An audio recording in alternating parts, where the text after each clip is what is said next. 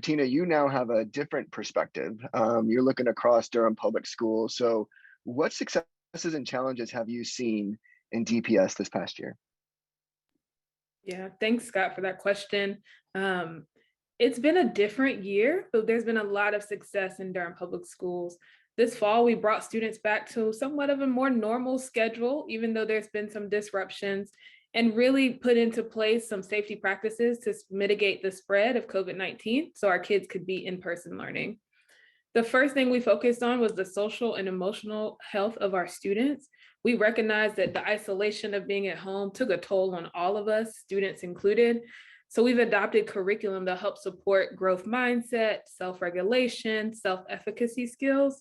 We also added some mental health counselors to deepened our partnership with community to make sure that students have what they need. I want to shout out the DPS Foundation, who just launched a huge program that's going to increase mental health capacity in our schools. So we had to take care of the child first, right? The heart. And then we focused on student academic growth. DPS has worked to implement a curriculum that's going to be really strong for our students. We had summer learning, something that we've learned a lot about from community partners. We also have additional math and literacy supports to make sure students have what they need. And like Amy mentioned, we implemented some new individualized strategies to support students. And this last year in 2021, we had an 87% graduation rate, which is an increase for the public school system. Now we're doing all of that with an equity lens. Our Office of Equity Affairs has been expanded, and they're providing trainings on how to affirm students' identity. We want schools to be a place where students want to go, where families feel honored and their expertise are listened to, and that educators also feel like it's a place where they can learn, they can work, and they can grow. We're working really hard in DPS to make sure that the impacts of the pandemic are not what shape our progress moving forward, but we're centering our students, their experiences to make sure they have what they need to thrive. Thank you so much for that, Bettina. So we're going to come back to the student you perspective. I'm going to go to Elena for the next question. Elena, what has student you seen students and families needing this school year? Yeah.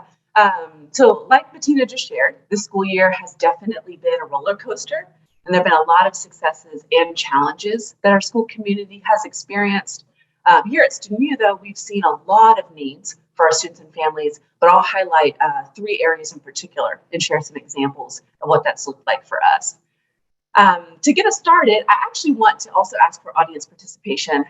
Take a second and think about a meaningful teacher that you have had in your educational experience. And once you have them in your mind, please use a heart emoji or a heart reaction so we can all see that. Yeah, so I think we've had a lot of amazing teachers. My mind went immediately to my 2nd grade teacher, Miss Rosemary at Barton Creek Elementary School. And I think we've always known this, but this past year has really enhanced the fact that students need great teachers. We've all thought of a great teacher in our history, and our current students deserve the same. There is a teacher shortage nationally, and DPS is unfortunately not immune to that challenge.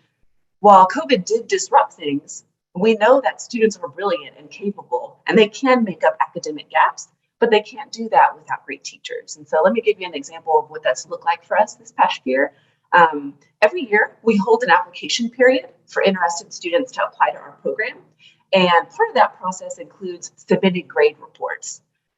One student who actually just received her acceptance letter to Student U added as part of her application process that she had limited mathematics grades because she had had substitute teachers the whole year.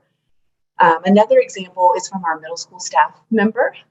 She shared that when she was supporting a group of students in January to finalize assignments and work that needed to be submitted before the end of Q2, which Q2 in DPS ends at the end of January, that she was getting no response from a few teachers when she reached out about assignment details.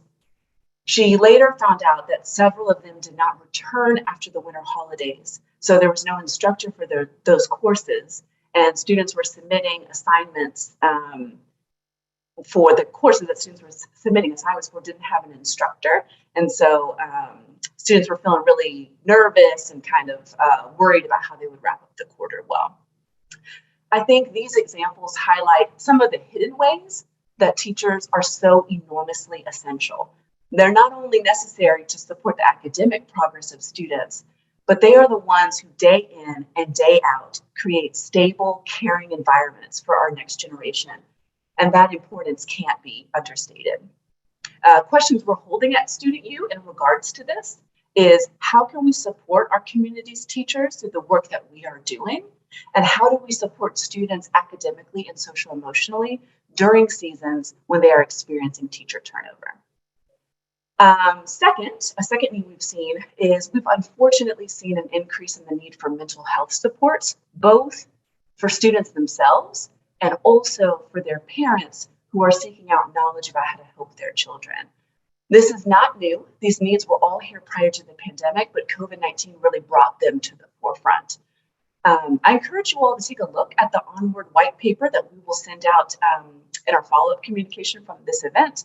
It was published recently in collaboration with DPS, the DPS Foundation, Office of Youth, Village of Wisdom, and Student U. And that paper highlights, among several other things, the mental health needs of our students.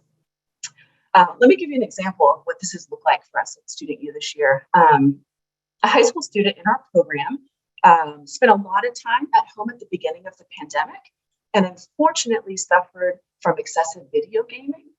After so many months at home, alone, playing video games, adjusting to jumping in to the highly social, fast-paced life of high school was deeply overwhelming for the student, and they needed mental health support to be able to do it well. We've also seen parents who've been sharing concerns about the exposure of their kids to more maladaptive coping strategies like vaping, drugs and alcohol, self-cutting even. And parents are seeking out resources and knowledge about how to support their students through challenges like this. And as a community, we can work together to supply these needs. So questions we're holding right now at Student U are, how do we identify the mental health needs of our students and parents and provide for those needs in a collaborative way with our larger community? And how can we share what we have learned about these supports and what works for students with the greater community so that more students can be positively impacted? And third, we have also seen that students really do need affirming environments that are culturally responsive. As students are reading books, as they're exploring art, as they are interacting with people in their schools, we want to be able to hear them thinking to themselves, oh yeah, my family does that too. Or I guess my ancestors really are amazing. Or even something as simple as, hey, her hair's just like mine. Creating affirming environments may sound nice and easy, but in practice, this is a huge undertaking because our historic education systems aren't really set up to do that well. At Student U, we have seen DPS work very hard to support this in our schools, and that's incredible because it is not a priority in all places. An exciting way that we are leaning in hard this year to create more affirming environments that are culturally responsive at Student U is through a newly developed full-scale curriculum that has been written by local educators. You'll hear more about this from Michelle next, but this curriculum has been developed to be specifically anti-racist and culturally responsive. And so, for example, this summer, our sixth graders will explore the theme of identity when they focus on civilizations in West Africa and ancient America in their Global Connect class. And high school students will have the opportunity to take ethnic studies like Black studies and Latinx power. So those are the three big needs that we have seen this academic year: the need for great teachers, the need for mental health supports, and the need for affirming environments. But to wrap up, I do want to say that I think it is important to keep in mind that we all had challenges from COVID, but when we come together like we're doing on this lunch hour call right now, a lot can be accomplished and our children are definitely